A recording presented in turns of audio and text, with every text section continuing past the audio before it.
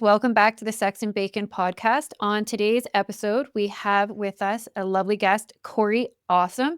And today we're going to talk about all things addictions and relationships. So thank you, Corey, for being here. I'm really excited for this conversation. I think it's a very unique conversation to have. So I'm glad you get to be part of it. Thanks for having me. Always a pleasure, Sarah. Yeah, actually, those are two really deep, dynamic topics to talk about at the same time. So it should be interesting.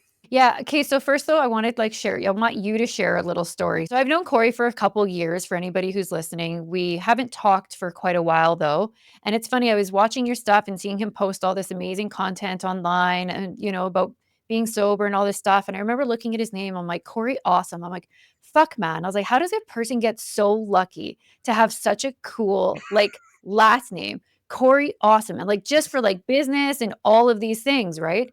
And so, the blonde that I am, I'd said that to Corey about yeah, if your last name's so amazing.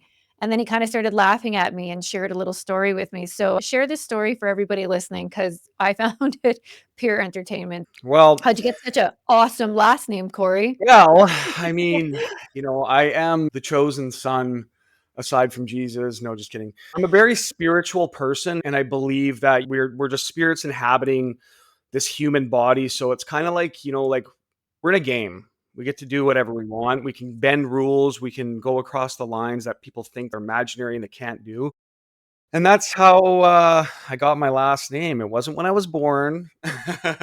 My last name used to be Hurlbert. Okay. So a little backstory to that. Growing up, having to say that to people, they could never get it right the first time. So I'd be like, Corey Hurlbert. They'd be like, Hurler Blurt. And I'm like, no, puking and not Ernie. They're like, oh, Hurlbert. I mean, that would be the legacy of that name. And my brother and I, we just despised it. So did my sister, but not as much as us two. So one night we were kind of, we were having some drinks and we were like, you know what, man, we should just change our last name. We don't really know our grandfather on my dad's side. Our dad wasn't a huge part of our life. It's like, let's build our own legacy. So we just started coming up with names, and he just pops out and he says, we should name us Awesome and just spell it different. And I'm like OSSUM. Like that would be like our total last name. He's like, yeah, totally. We're like, yeah, let's do it. Wake up the next day, life goes on. My brother, I think it was around 2013 when he was getting married, and he'd already had his first child. Or no, sorry, other way around. He was getting married and they were going to have their first child, and he didn't want her to be born with the last name Hurlbert and have to switch it. So when they got married, he went and legally changed his name first. So then his wife, Chelsea, they both picked up the last name Awesome. So he's like, bro, showed me the certificate. I'm like, are you kidding me? You actually did it? 4 years later, I followed suit, and I just did it out of the blue one time. And I was just like, sent all the stuff in, got a new birth certificate, and literally changed my name through the government of Canada to Awesome, OSSUM. And the trauma has disappeared from the old name, because now I say Corey Awesome and people are like, that's so awesome. Like, yes. Totally. What a way to manifest such a cool future. I'm Corey Awesome. I'm awesome. Right? And now I'm an addiction recovery coach outside of my regular job of doing construction. And my Instagram page is called The Awesome Life. It's just like the universe likes a playful experience, right? And we're all part of the universe, right? So it's just like, I'm doing and people are like, can you actually do that? Like every single person, they're like, can you just change your name like that? And I'm like, well, first of all, women do it all the time when they get married. They just have to register their name. My mom's had 3 last names because she's had 2 husbands, and she's went from her maiden to the first husband, second husband, and back to her maiden. Like, that's a lot of name change. It takes a lot of work to change your name. I'm like, it does. I still have my ex-husband's last name because I didn't want to go through the process. However, it's funny though, because my maiden last name is Wright. So for my whole life, I was Sarah Wright. And I'm like, yeah, I'm always right. And I always tell people that, I'm always right. Oh, you have to go back. It's with a W? Yeah. Oh man, yeah, the right way. That's your slogan. That's totally right. My way is the right way. How long past the divorce are you right now with his last name? Oh god, I think we're at like 6 years, 7 years. People, that's how hard it is to change your last name and daunting. Yeah, and then I'm like, "Hey, so, like, me and both of my kids are all gonna have 3 different last names," and then I was like, "Well, for travel purposes," I was like, "Isn't it just so much easier if me and my younger son have the same last name?" But I mean, like, I'm not gonna lie, like, now the way that you explain that just in general about, like, like, your name kinda holding power and words having power is like, I really should just go back to write, or I mean, just maybe Sarah the Queen or something. Well, you know what's funny though is men usually hold on to, like, their last name like it's gold, like, the family name, if I don't have a son, my last name doesn't carry on, and then I like how you're just so casually like, "Yeah, like, create our own legacy, do whatever," and it's like, Well, at and the end of the day, your blood is your blood. What difference does it matter what name is attached to it, right? Like yeah, and that's the thing about words, it's just words, and if you just have a playful mindset to it, it really, really doesn't matter. Because like, me just changing my last name offends somebody so proud of their legacy of a last name, right? Like Alexander Deshawn the 3rd, you know what I mean? I'm the 3rd, I can't just change it. Well, that's different, right? Yeah, totally, but I mean, like, as far as my lineage goes, I don't know where Hurlbert came from past my father because he didn't know his father. And my father, he wasn't really a legacy builder. So it's like, hey, doesn't matter what happened in my life. Still props to him. He made an effort. He was the reason I came into this world. But I'm just gonna start it, just gonna start a new one. Just a new legacy, and it's gonna be awesome. 300 years down the road, right? There's just gonna be this kid who's like, I'm Corey Awesome the fifth. That's funny. I love that though. I love that story. So for anybody listening, just so you know, if you don't like your last name, just go fucking change it to whatever powerful, positive word you want it to be and like recreate like your whole little story based off your name. I think that's great. Okay, well, I love that little tangent we went on. That was fun. But yeah, okay, so I do want to get into it though. So for everybody listening, Corey, you were somebody who struggled with addiction. When did you first start using drugs and kind of like how did you get down that path where it actually became such a severe addiction for you? Well, the way that I see it is that, like, when you really dive in deep to, like, I could say the story was, in high school, I hung out with the wrong crowd. We started trying things, and I just take things a little bit more further than other people, right? Especially when it Right. comes to having fun and partying. That's just my energetic, being where I'm just like the life of the party. And then I Mhm. just take it too far. I don't know boundaries with myself. And so that started at a very young age, right? So you're doing that in high school or whatever. And I mean, like, I was doing cocaine when I was 14 years old. We lived on Vancouver Island, get a guy from Victoria, which is 45 minutes away. We go and pick stuff up, come back, get into it as a teenager. Didn't know any better.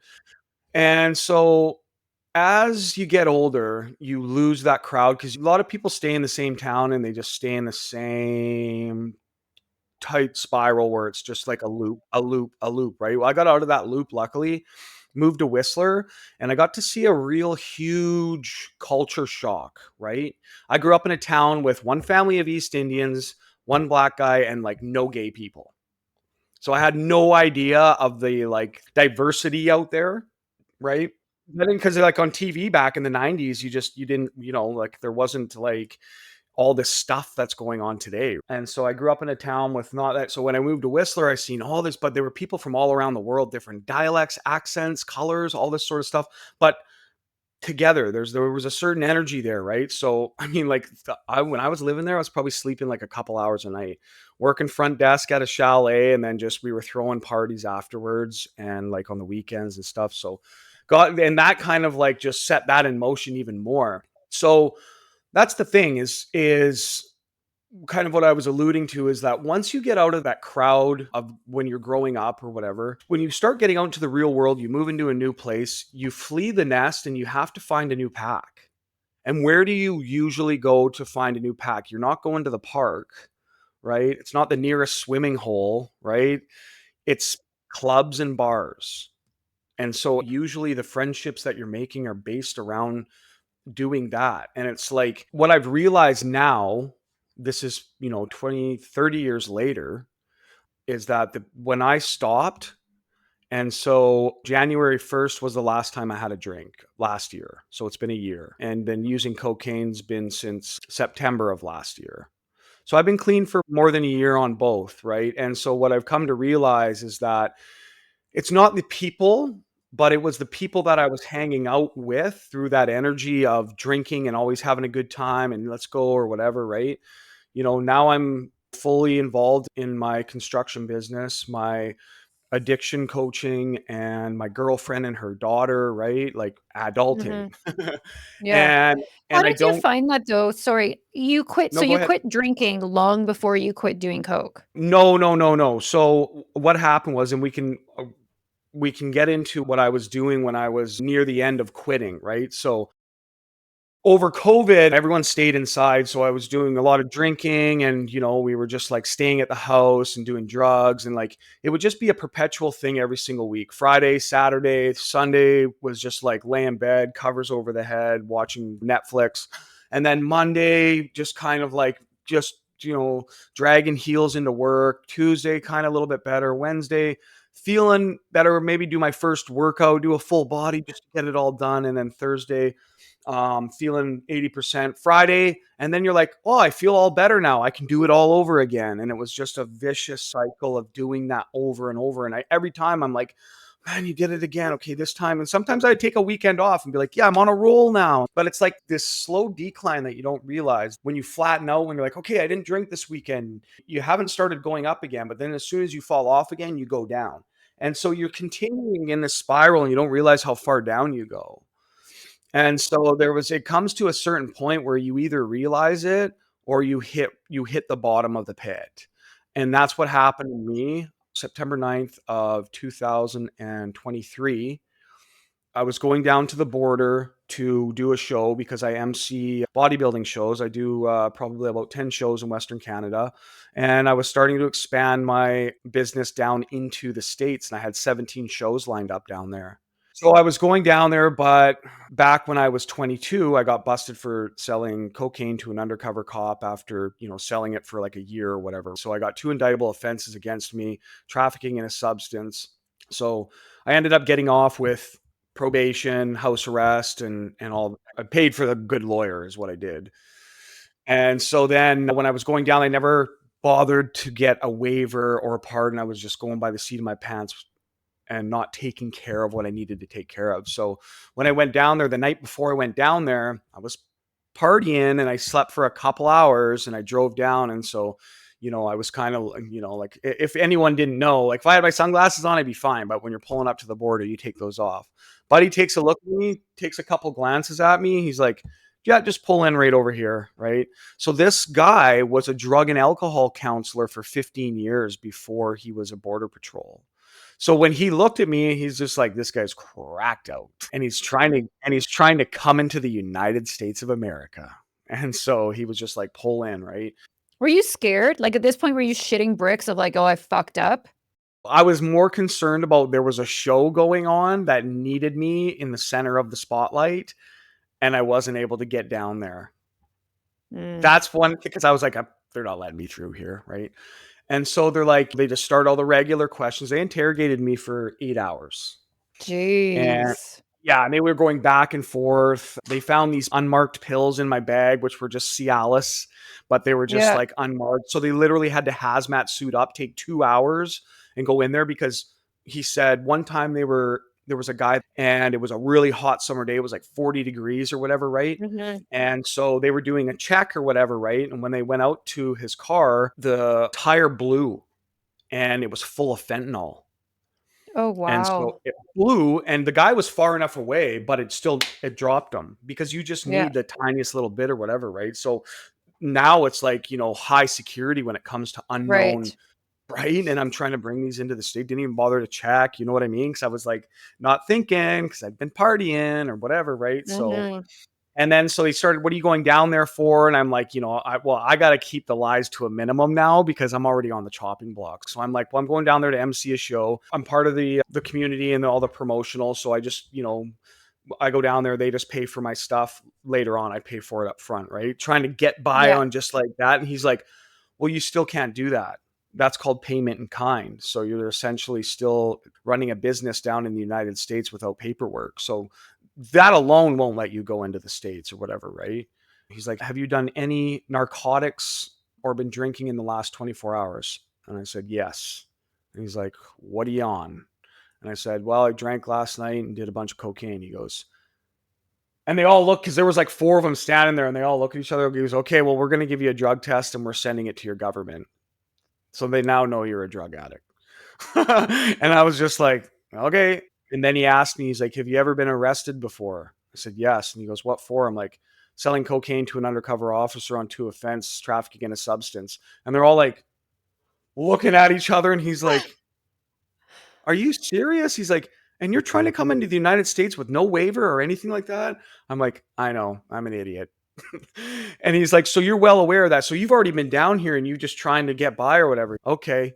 All right. So then they were like, then they were on me about it because they were like, they were upset about it. So Take you pride in that. had gone there before without getting busted? I already done a few shows down there already. So I was just like cruising, like I'm like, they just let me through, no Whoa. problem.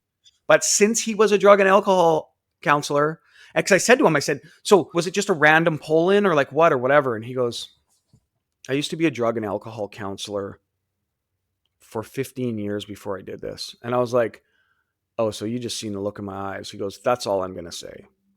And I'm like, Okay. gotcha. Then Yeah.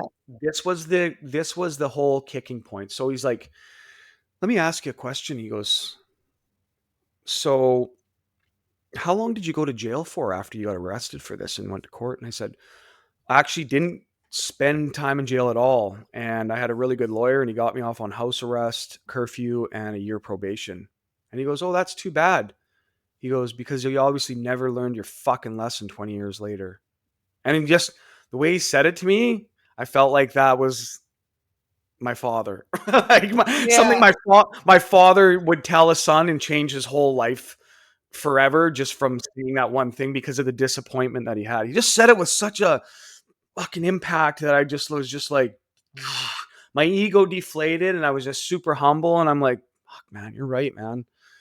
Fuck, man, I really fucked it this time. And I'm like, he's like, but he goes, I'm going to tell you this. He goes, I can tell that you do have your heart's in a good place. You have a really good demeanor, and the amount of honesty that you had, we haven't seen that in years through here. He's like, so I'm glad you just didn't make this longer. He goes, because legally we can hold you here up to 5 months at the border to wait for a judge to come up and figure all this out. He goes, so we're just going to cancel your application into the United States and you're going to go home. And I said, thank you. And so I got in my car, and as soon as I drove away from there, I got on the highway, Trans Canada Highway, and I just said to myself, I'm like, Corey, that's it. This is the bottom of the pit. This is the last time that I'm ever going to put myself in a position. So I need to quit drinking. I need to quit doing drugs. So in that moment, I quit drinking. I never did another job. New Year's, I wouldn't call it falling off because I had a few shots of tequila and some champagne. The girlfriend at the time puked all over me and everything. It was just such a bad, and I was like, this is why I don't drink. Right. So, and for me, it was always more the cocaine that destroyed me, because by the end of it, I was just buying booze so I could do the cocaine. I would get the cocaine before the booze. And then when I would go out to the bar, I would go out, have fun till like 11 o'clock, midnight, and then I'd ghost everybody. Everybody would be texting me or whatever. I'd have a 24 pack sitting in the fridge and another bag waiting for me when I got home.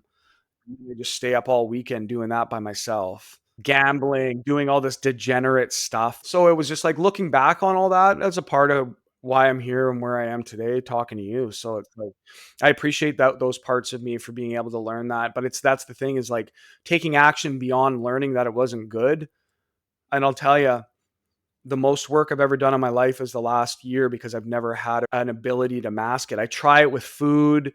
I quit smoking after I was like smoking for a bit there. Just tried vaping, quit doing that. Now I just pop a Zyn in my mouth every once in a while for the nicotine, and it's great. And it's cheap, and it's like that's going to be my vice, and I'm not going to go any lower than that. I'm doing the Zyn.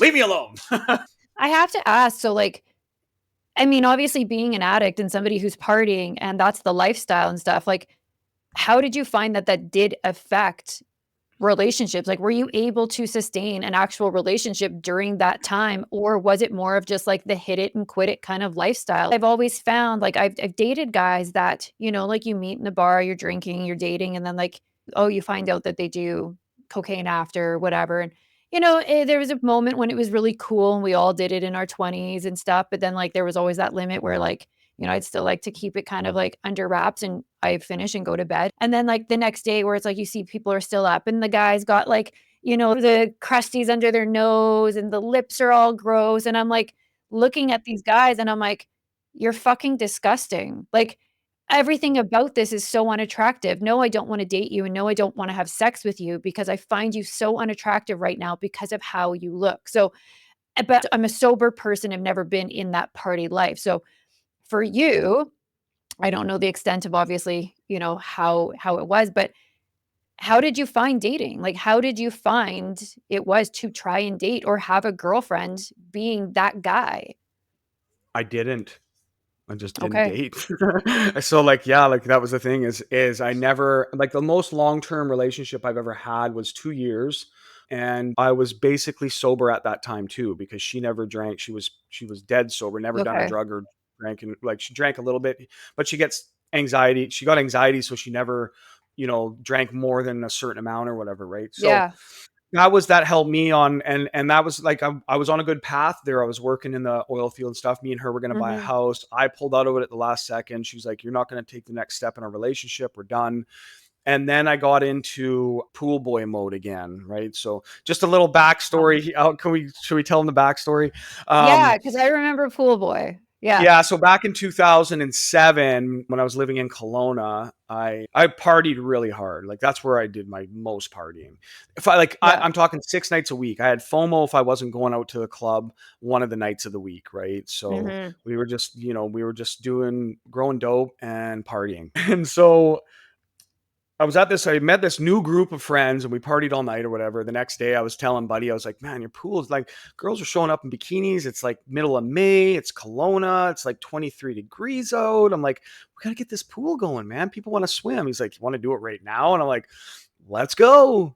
So it was like full of sludge, like 3 feet of sludge. We bucketed it all out. I scrubbed it. I was down there in my boxer shorts and a cowboy hat, like one of those Corona ones or whatever. Mhm. And people were coming in and be like, bro, you got a pool boy, bro? What the hell? Because no one knew who I was. So everyone's like, good job, pool boy. Yeah. We ended up filling that pool up in the next 4 hours. And then people were Mhm. swimming. We went to the next day and people were swimming in the pool, you know? And so it was like everybody that showed up to that party or whatever, right? Which was all in the scene, just called me pool boy from that moment on. So a Yeah. week later, I was living in this kind of like a duplex, but the one side had two levels to it, and there was four girls that lived over there. They were all hairdressers at the same place. So I knew all these girls from the hairdresser. It was in the mall. There was like 30 of the girls that would be going over there, and I'd help them with stuff or whatever as the guy on the other side. But I was also working out in the oil field during that time before I met those guys. So I didn't really know a lot of people except for them, and that because I was only home for a week or whatever, right? But she's like, hey, so it's I forget her name. Let's just call her Amanda. Amanda was having a birthday or a stagette, and she's like, do you know like where you could find a stripper in town, like a male stripper? We can't find anything. It's crazy. Like, you'd think this would be a great place for that. And she just looks at me and she's like, why don't you do it? And I'm like, me? I'm like, me? And she's like, best salesperson I've ever met in my life. She's like, how hard could it be? I mean, like, what do they do at the strip club? The girls, they literally just have 3 songs. They take a garment off each song, and by the end of it, they're down. She's like, you don't even have to get naked. Just go over there and shake your butt in her face. Who cares? And I'm Yeah. like, 3 songs? She's like, that's it. She's like, drink some booze before you go over, loosen up. Yeah. Okay. And I'm like, okay, all right, let's do this. And so, like, the next day I went there and I went in there and there was like, I walked up and there was like 40 girls in there. And then something happened where it was because, like, it's either you get cringy because it's a very, very delicate blurred line Mhm. here of being cringy and having fun Yeah. because girls aren't like guys. They're not sexual when it comes to the stripping thing. They're little Yeah. girls. and they're screaming and they're laughing. They're pointing and giggling, going, "Oh my God, I can't believe this." They're not just like, "Oh yeah, come here, stick it on my chin." You know what I mean? Like, they're just not Yeah. like guys are, right? Guys are like, "Oh man, I'm going to pay her $300, man. And then she's going to tell me about her book in the back. And then I'm going to take her on a date." And so something in me was just like, "Okay, well, you're either going to do this or you're not." And so I rolled up, didn't pay attention to anyone, just rolled up, had my aviators on, and I like took her blindfold down because they were going to play pin the dick on the donkey or whatever. They just made up a game that she was like blindfolded Yeah. for. And then I'm like this, and then she looks up and she's like, "Oh my God, Corey." She's like, "How's it going?" She's like, "My Stega, you're the only guy.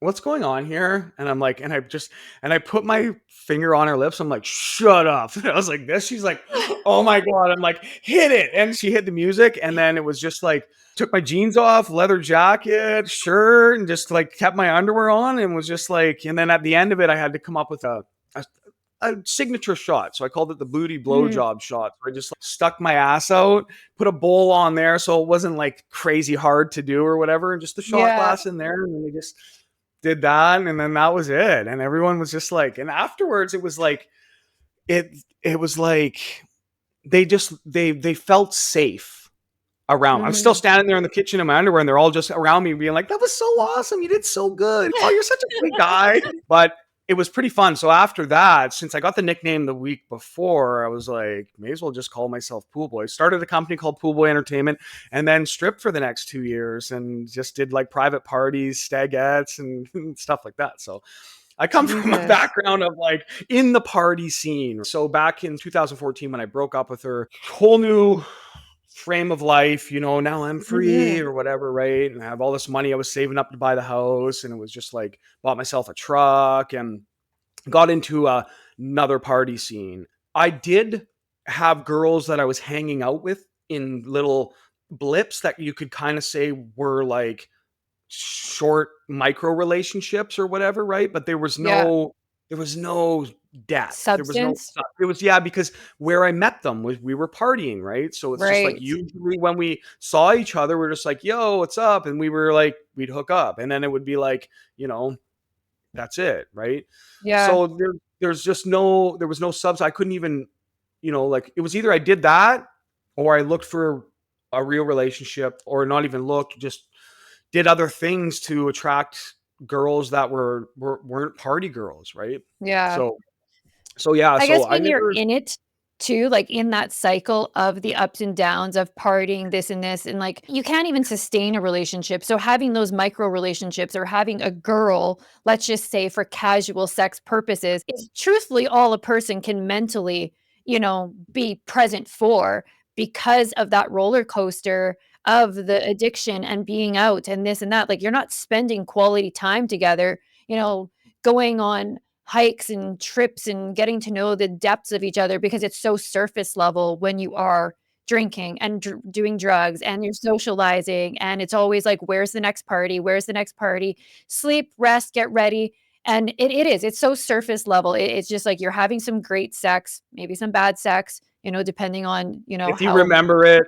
Yeah, but it's just like that's the lifestyle of it, and that's what you get stuck in, so I guess it's like you don't even realize that the little relationships you're having are so toxic in itself because it's just feeding into the addictions and the habits and that the cycle that you're already part of because somebody's part of it with you, right? And you just get these fake dopamine pumps. That's all it is. You just Yeah, right? And I think the real struggle is you now kind of help other people, but that's the imbalance is if you have two people in a relationship that didn't start out that way, but say somebody kind of veers off, whether it's trauma or things they go through, and all of a sudden they turn to alcohol or they turn to drugs to help with the stress, and then you have that imbalance in a relationship where one person's doing something that the other doesn't, and it's like, how do you help that person? How do you help your person see what they're doing that it's destroying the relationship or a marriage or your family, right? yeah, yeah, that's a tough one because my mom was a codependent for years and just always trying to fix. Mhm. And you can't really fix someone that doesn't want to fix themselves, right? And like Right. my stepdad was sober, but he was still an alcoholic, so he had all this rage he never worked through or anything from his parents and stuff, right? So it was always eggshells. I was always walking Right. on eggshells, right? Because there's just that dynamic. I mean, like, when it boils down to it, you know, a perspective could be my mom should have left him a long time ago to keep her inner peace or whatever, right? But Right. that's just not the way the universe works, right? Right. Was meant to go through all that. She's happy as a fucking clam now. She's got her own little house up in frozen land in Grand Prairie. And she's Nice. so happy. I've never heard her so happy in my life, so that makes Yeah. me happy, right? Yeah, and then going through all that, like, I wouldn't even know because I've never really had, like, a really in-depth relationship in high school or, Yeah. like, I did the partying in Whistler, and then when I wasn't doing good things when I got busted for selling cocaine, obviously. So there was Yeah. I had a girl that I was hanging out with, but there wasn't like it was a fake relationship, right? Because I mean, like, I Yeah. was doing all sorts of crazy stuff over here, and then we would hang out and go out and party. Like, it was just Yeah. like that's Yeah. all I knew my whole life. It's all I knew what to do or whatever. So So, was it hard to get sober? Like, did you go through a detox period where you're like, "Holy fuck, can I do this?" Like, did you reach out for support right away? Like, how did you just kind of like in no. that moment after that, obviously that what the fuck moment of rock bottom, was it just so instantaneous in your mind for you to be able to cut it all out, or was there a struggle with that? Well, like, I'll put it to you this way. This moment of my life of going down to the United States and expanding my MC business down there, that's my passion.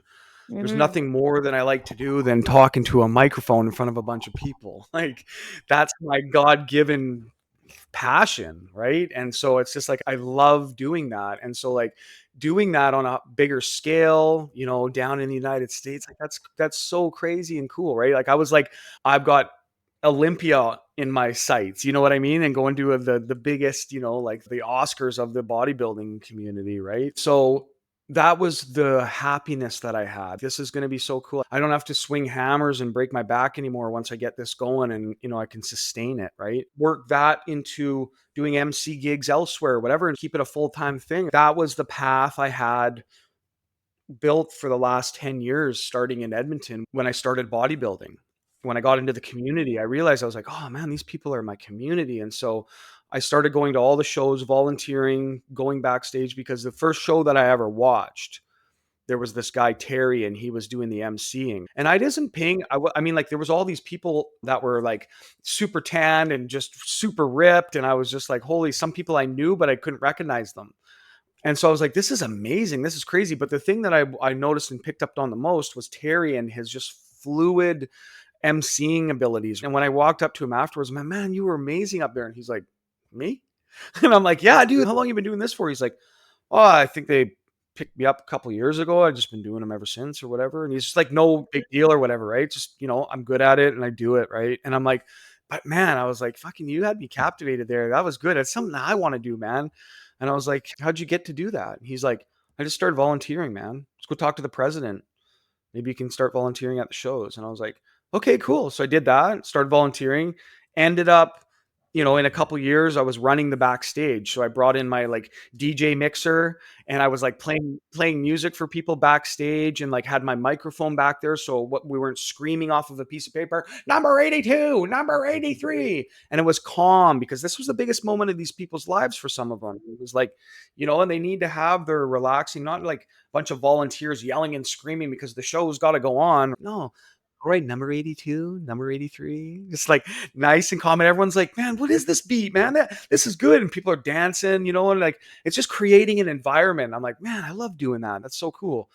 And then in 2019, one of the promoters in Edmonton was like, hey, man, like, that was the president at the time. And I stuck by her the whole time. So she's like, I'm actually allowed to do my own show now, and I'm promoting it, and I want you to be the MC. So she cut my teeth back in 2019.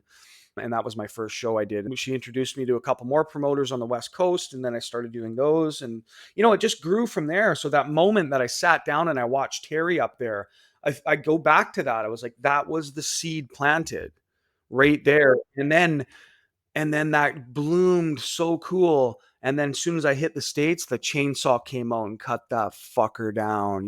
My whole tree just went boom. So that feeling trumps any kind of like want to do any cocaine or want to drink, because I can just always go back to that feeling of that guy saying at the border, well, you still didn't learn your lesson. It's like, right? So even if when someone says, "Oh, come on, man, one drink," and I laugh because I'm just like so far past. Like, if you knew what I went through and what goes on inside of me, you wouldn't even have the audacity to even ask me, Yeah, right? yeah. So it's just like that, the power That of like, moment was everything.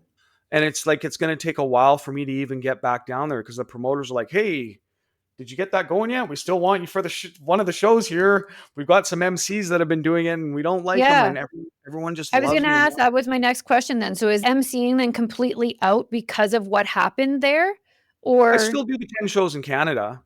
I still do that throughout the year. I just need to work with the government and get that process. Like, you send okay. paperwork away.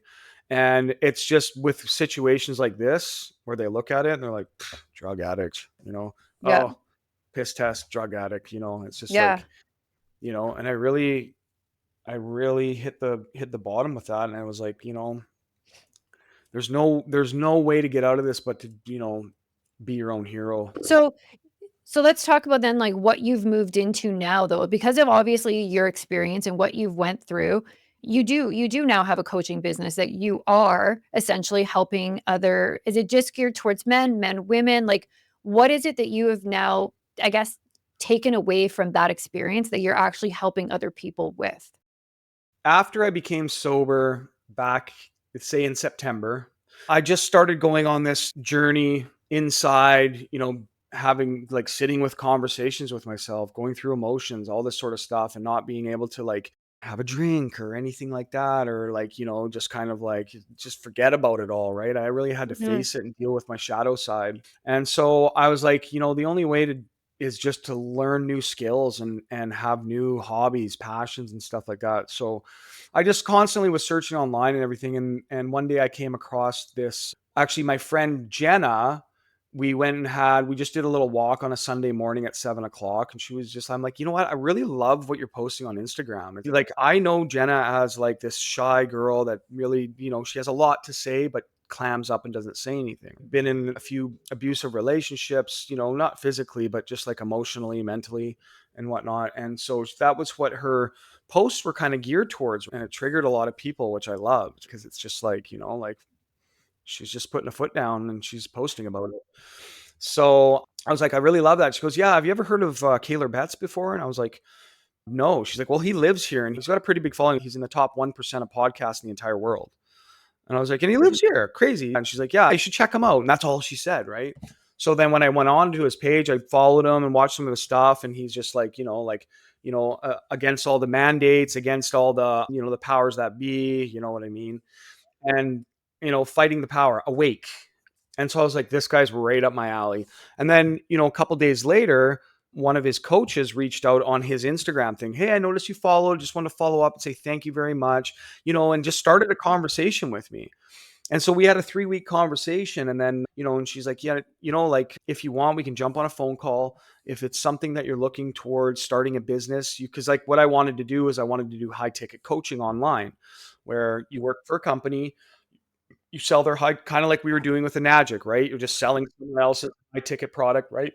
But I would be on the sales call. So they would set everything up. They'd have an appointment setter that would already, like, you could start off doing it as an appointment setter and just get on a phone and get appointments set up Mhm. and make a couple $100 just doing that.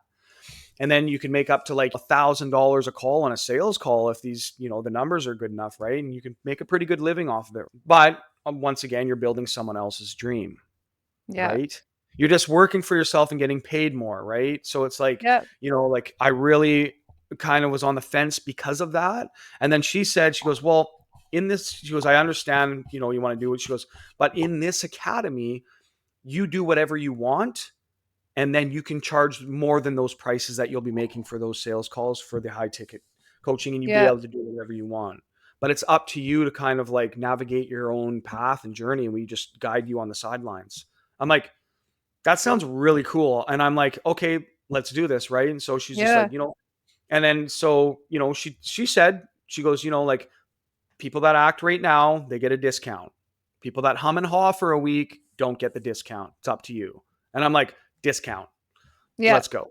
So I jumped in this academy. It's called the Business Academy and Awaken Winning. And Mhm.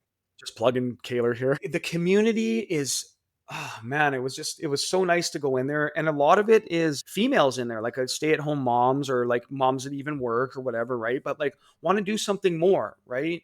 And so it's very feminine based, but like going back to my stripping days, there was a reason why I was able to do that because I have a more feminine side of me. I'm a Virgo. So I have a real feminine side where it's just like a playful part in me that women can feel safe around.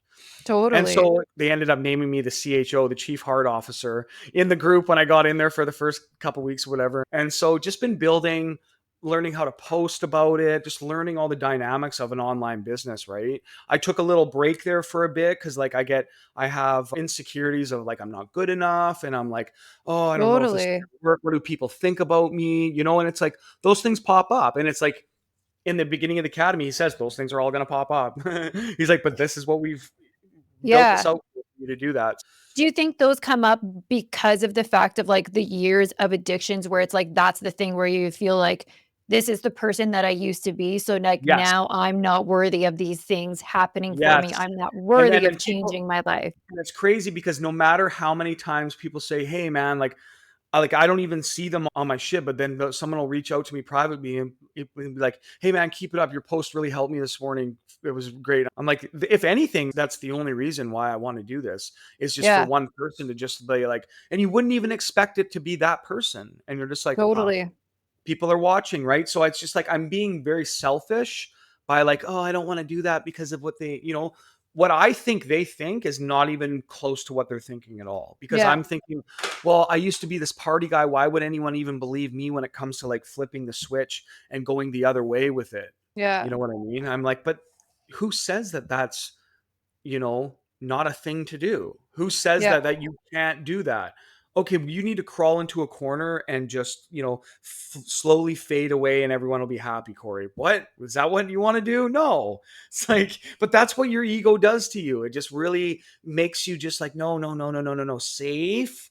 Turn on Netflix, scroll through Instagram. yeah. Okay. All right, let's go to bed early. And maybe we'll just do some laundry or clean up and stuff like that or whatever, instead of actually doing some work, getting to action and doing what's necessary. Yeah. Well, and I think Those especially because of social media too, it's like people are so fearful then of, like, other people's opinions and judgments because this is how people promote and this is how people share their experiences and share what they've been through is through social media now. So when you're putting yourself out there with this unknown what's the reaction going to be, it feels so much more judgmental in a sense, like, and I know it's in your head. I mean, it's no different than, like, when I, stripped for 10 years or whatever. For the first, what, 8 of that, the social media didn't exist. It wasn't a thing. So, the judgment that I felt was just, like, I knew people's opinions of that industry in itself, and so it's just, like, I just knew that because I was this person, I just had this assumed, like, they're all good, they're all already judging me,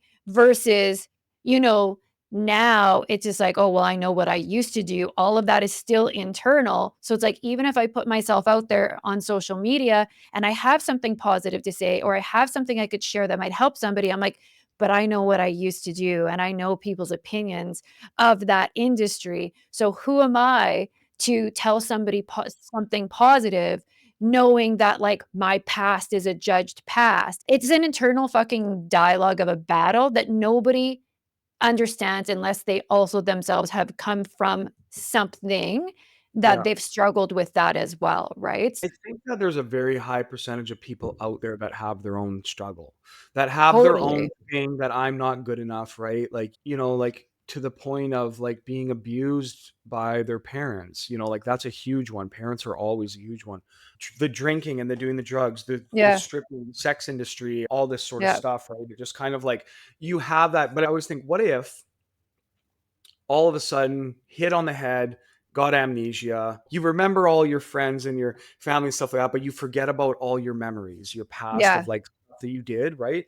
Think about how you could just be a brand new person. You would just be have a fresh blanket of snow and you can make new mhm, tracks anywhere you wanted, right? It's like sometimes I get into that kind of thinking, that kind of like philosophical thinking because like when you are in the moment, like I'll put it to you this way.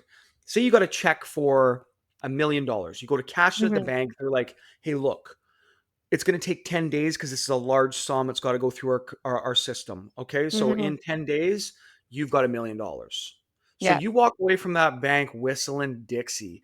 The next 10 days, you're already a millionaire. You don't have it, but there's a knowing inside of you in here and in here that cannot be budged.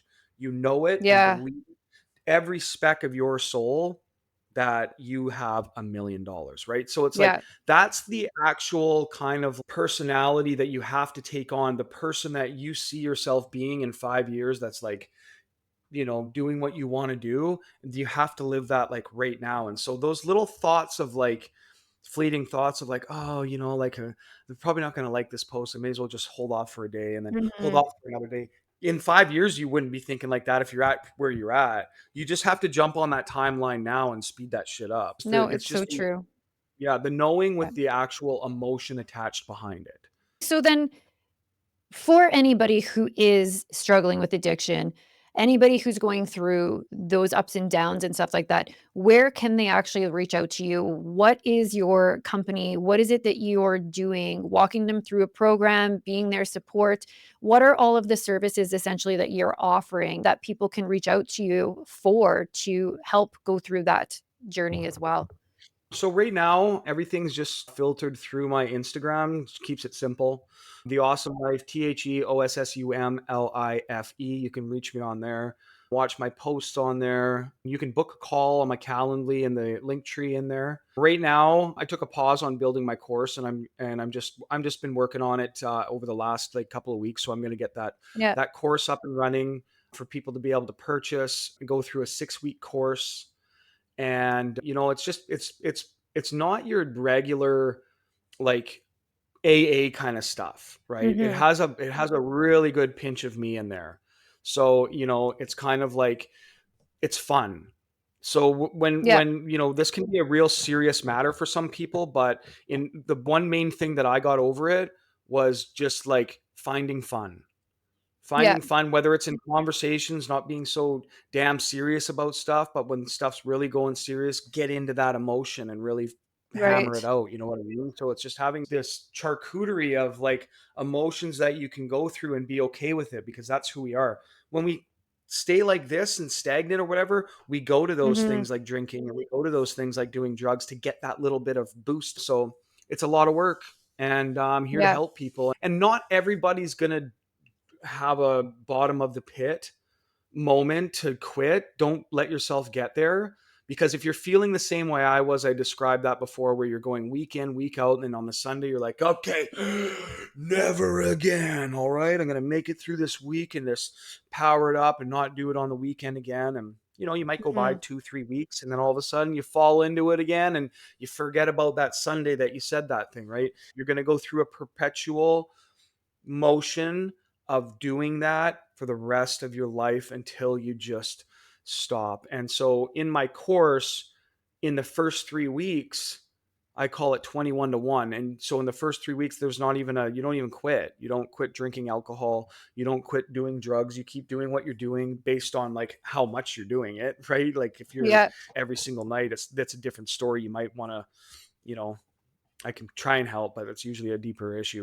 For the first 21 days is just like working on physical, mental, and spiritual things, because you have to start doing things in order to fade out other things. So it's like bringing those in, and then those things kind of overpower and push the other things away.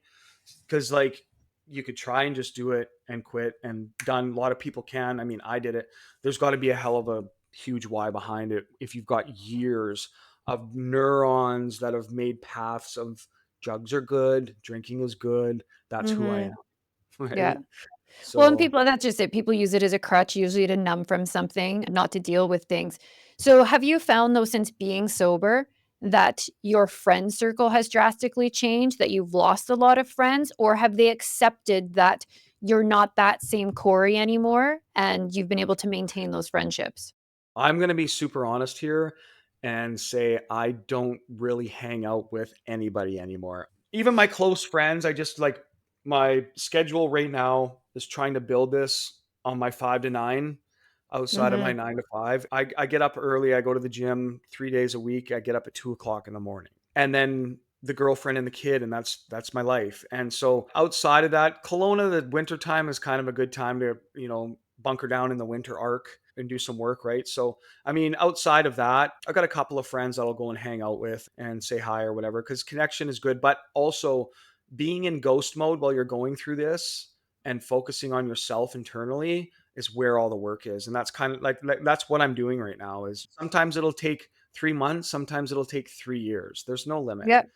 It's Yeah. just however you feel that, that you're making a difference to yourself. First of all, you love yourself, and you can be of service to others, because that's where the true nature of our beings are, is that Mhm. connection and being of service to others, right? I mean, for monetary gain for sure, but I mean, like, in also not looking at it in that sense, right? But I mean, like, everyone's got to make a living, but knowing what you're looking into someone's eyes and knowing what they're feeling, because I've been through it, Mhm.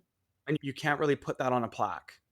No, exactly. And I mean, like, truthfully, I feel like that's my biggest thing is I find that it's easier to connect with somebody and to reach out to somebody for help or a conversation in something when you know that they've gone through the same thing and it's relatable and they can come to you from a place of being able to relate to where you were to where you're wanting to go versus the person who just took 10 years of, schooling and has a degree that says they can help me with ABCD, but they've actually never experienced ABCD. Well, if you've never experienced it, aside from what a book told you of how to help me, how can you actually relate and help me when I know you've never felt what I have felt? And so I still feel like for me, there's a piece of judgment where I'm like, you're going to help me because it's your job Mhm, versus you know, the person helping me because they know the pain and they want to mhm. see me on the other side of it because they know what they felt Yeah, and how it felt to get to the other side. That's the person that I'm going to invest my money into because I know that they did it and I know that I can actually be my most vulnerable, authentic self with them when I'm in those pits versus the person who I'm like, it's your job to help me, but unless you've never been here. So I don't feel safe confiding in you in the darkest of the darks of the things that I'm going through, right? right. So, Yeah. You feel like but more of a human than a client. That's the difference, right? 100%, right? So that's So why I'm only doing this, because this is what I know. It makes sense. I never would have thought about this until I got into that academy. It's like, well, where'd you fuck up and where'd you get better? And then that's the thing, you can teach people how to, get past. And so with yours too, yours is akin.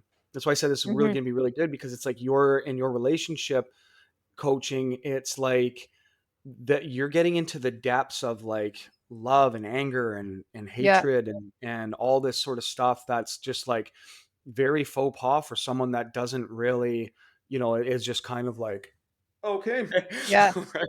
Where you can yeah, be like, and the main part is just listening. yeah. No, absolutely. Awesome. Well, thank you so much. Thank you for, coming on and having this conversation and sharing your experiences because I know so many people, even when they are on the other side of it, some people just struggle with being able to share what they went through because they still feel the shame and the embarrassment and the Hmm. guilt, especially if it affected family and friends and things like that. So I do appreciate, your transparency and your openness to share. And I know that it's so relatable to so many people. So, for me personally, knowing you and when I met you, you were kind of in like a good spot. And then it's like through that time, I kind of saw, the downward and we did completely lose touch for such a long time, and I mean, that's for myself too, it's like I don't know how to relate to people who, are partying because it's never been who I am, so it really was so amazing for me able to all of a sudden see what you were putting out there years and years later, and I was like, "Oh, this is a different version," and I was so drawn to wanting to have this conversation with you and to be able to connect because, of who I knew you to be kind of before everything. But I know everybody listening, it's, for them, it's such a powerful message and thing to be able to talk about because I think so many people are stuck in that cycle of numbing and drinking and Hmm. drugs and don't know how to get out of it. So, to anybody listening who is going through that, I highly recommend reaching out to Corey just overall as a human being and a person to talk to. I know how amazing you are, and I know how beneficial it would be to so many other people, even if they're not ready to quit, even just to be able to talk to somebody, to relate to what they're going through as an ear to Yeah, listen, you you know? don't even have to, you don't like, it's not even about buying any course or anything like that. It's Yeah, just about, get on the WhatsApp, and if you need to check in with someone or whatever, like, I'm the one to check in with. I'll be there. Like, I love, one of my, superpowers is oversharing yeah, and really letting people lean on me, right? So, mhm. a lot of No, people would say that absolutely. that's a lot of people would say that's a weakness, but I mean, I look at it, it's just my perspective. It's a superpower because I have a lot of energy and I can take that energy on and still be able to push forward without giving myself the thought that I want. So I just want to say that I appreciate you, and I'm Mhm. super honored to be on here on your podcast. I'm glad that we touched base again. I love you deeply. Absolutely, and I am excited because I do feel like, now that I'm kinda rolling in, I feel like there's a few other, like, topics just in conversations that we can have, later on and stuff like that, that Yeah, I'm excited for and stuff. So, yeah, so thank you. This was big for me as well, so I appreciate it. sweet. And thanks for listening, everybody. Yes, absolutely, and don't forget to go to my YouTube channel, watch the actual interview, not just listen, and don't forget to subscribe there. So, thanks, everybody.